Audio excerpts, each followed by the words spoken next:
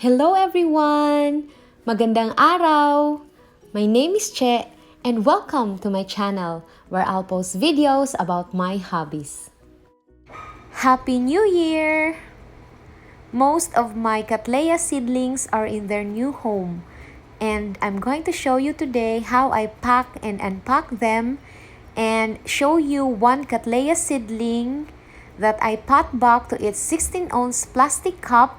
And I'm going to show you all of these Cattleya seedlings with their IDs and picture of their future blooms. I brought them with me last December 25 and I potted them back after 3 days because we were so busy, and right now some of the root tips have dried off, others are not doing well, but I hope that they will still grow healthy. I also brought 4 phalaenopsis and I'm going to repot them in self-watering pots, and I will try cheap version of semi-hydro. Here are the canisters that I'm going to use for self-watering pots, and below are my new plants. They are divisions and cuttings from my mother's plants, and after 2 days, I potted them into semi-hydro setup. Most are houseplants and 1 ground orchid. This is an experiment for my houseplants and I hope that I will be successful. I also have here my supplies: LECA, pumice stones, pebbles, plastic pots, and more. By the way, I bought this shelf at Citi Hardware for 5,520 pesos.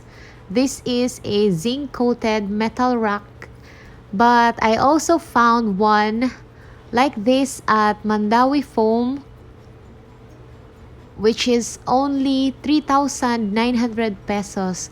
Cheaper than this. I don't know what's the difference, but that is chrome-plated metal rack.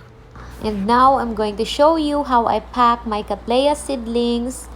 And this was their old home, my sister's house. I'll just fast forward some parts of the video.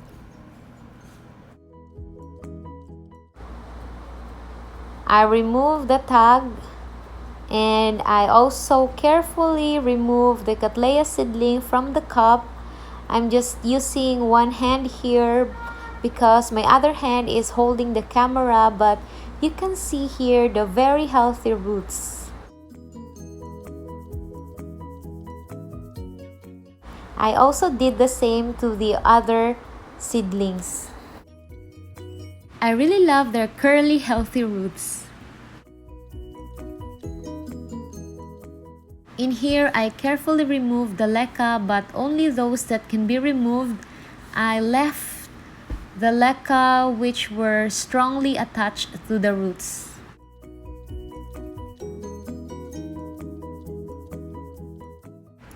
Wow! Just look at the healthy roots.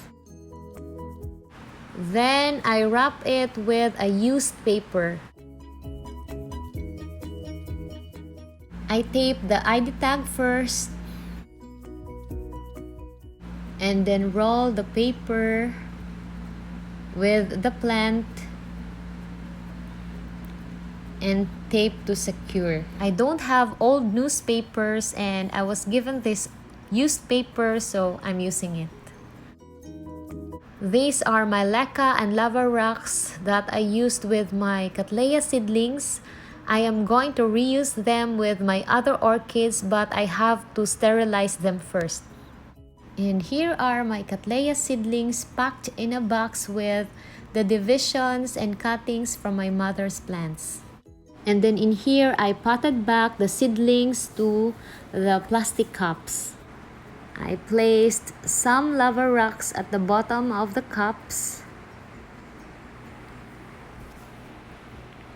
And I will use LECA of 2 sizes, the large and the medium to small.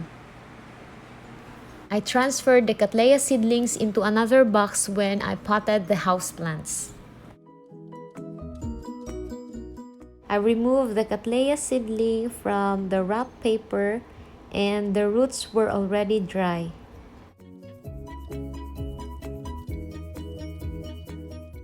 And then I placed large LECA first into the cup. The LECA I used here are new, but I washed and reused the plastic cups. Then check how much more large LECA that I still need to place in the cup.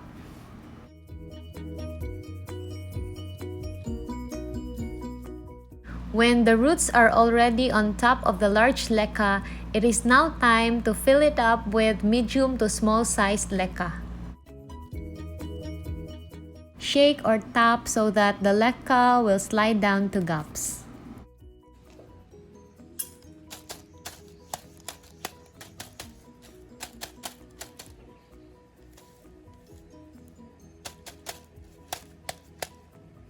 And lastly, place the ID tag facing the outside part of the cup so that you don't need to pull it up when you check the name.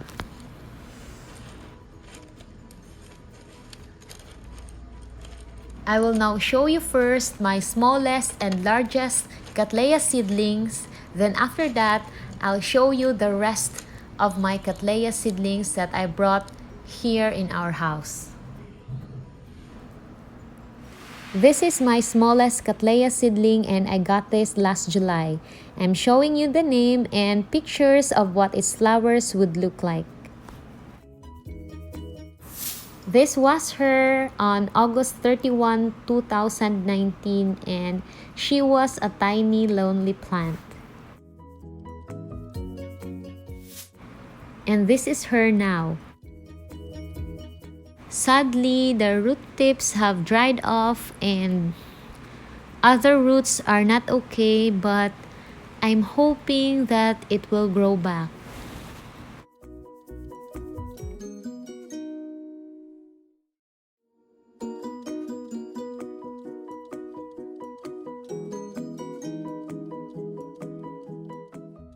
And this is my largest Cattleya seedling with its name on the screen and picture of what its flowers would look like. When I received the Cattleya seedlings, they were in tiny net pots, 1 inch maybe. The roots were tangled in coco coir, and for this Cattleya seedling, I did not remove the coco coir and the dead roots. I just removed the tiny plastic pot and repotted it directly to the semi-hydro setup. And I think that helped. It did not have any setback, and compared to the other seedlings which I cleaned the roots, this grew a lot better. I had this last September and it had grown a lot compared to the other Cattleya seedlings which I disturbed and cleaned the roots. This has new growths and I hope that I did not stress it much because of the transfer. Now I'm going to show you the other Cattleya seedlings that I brought here with their names and pictures which are not mine. The pictures I used here in this video are from sellers and from Google.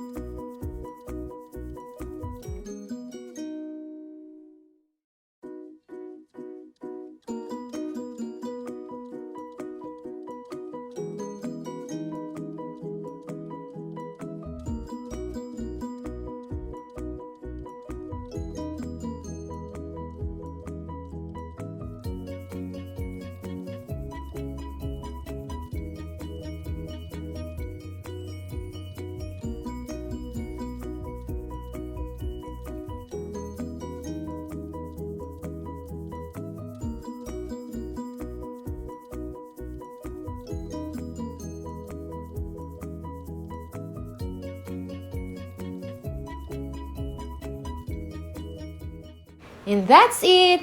Thank you for watching! Maraming salamat! Paalam! See you in my next videos!